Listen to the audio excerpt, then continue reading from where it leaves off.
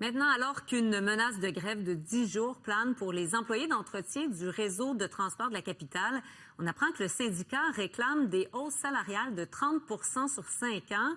Marie-Pierre Roy, une demande qualifiée d'insoutenable financièrement par le RTC. Le Journal de Québec rapportait ce matin, Marianne, qu'il y a de nouveaux autocollants qui ont fait leur apparition dans les garages du RTC. On peut lire la mention 30 sur 5 ans, rien de moins.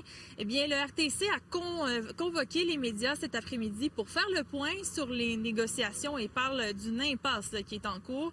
On dit que les nouvelles demandes salariales, incluant notamment les augmentations exigées par le syndicat, totalisent 75 millions de dollars. C'est une somme qui n'est vraiment pas réaliste aux yeux du RTC, qui rappelle devoir gérer des fonds publics.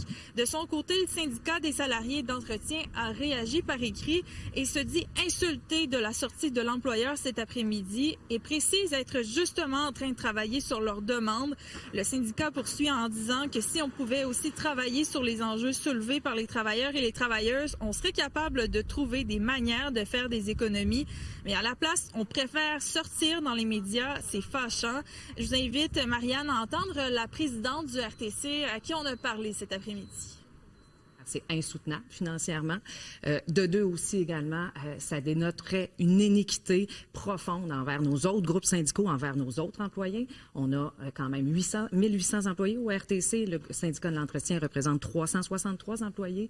Et conséquemment, ça veut dire que c'est complètement déraisonnable de penser qu'on pourrait aller là comme employeur. On connaît les impacts potentiels d'une grève. On l'a vécu le 22-23 mai dernier.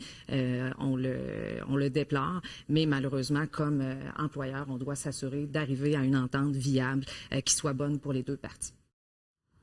Marie-Pierre, vous avez rencontré des usagers du réseau de transport de la capitale. Comment on réagit? Il y en a plusieurs, Marianne, qui craignent les possibles impacts de cette grève qui est prévue à partir du 4 juillet prochain pendant 10 jours et c'est en plein pendant le festival d'été. On pense notamment à nos déplacements pour se rendre au festival, pour aller travailler également. Et il faut dire que c'est une période très achalandée normalement pour le RTC. On parle d'environ 300 000 déplacements. On peut entendre les citoyens que j'ai rencontrés. Ouais, ça va être compliqué le travail. Moi, je peux pas me rendre en taxi, ça coûte cher. C'est 30$ le matin, 30$ le soir. C'est pas fort pour vrai. On n'a pas d'autre option. Vraiment, ça sera difficile pour nous, pour nos déplacements. Je vais prendre le vélo plus souvent. Mais oui, les chauffeurs d'autobus, c'est nos chauffeurs de taxi. Là. Ça fait en sorte qu'on peut aller au travail, on peut se déplacer, c'est apprécié, c'est agréable. Ils méritent d'avoir des bonnes conditions de travail.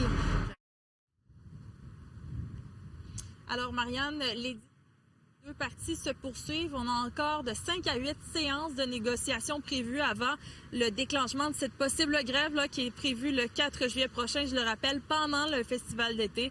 Alors, on va suivre cette situation, on vous tient au courant. Absolument. Merci beaucoup, Marie-Pierre. Au revoir. Au revoir.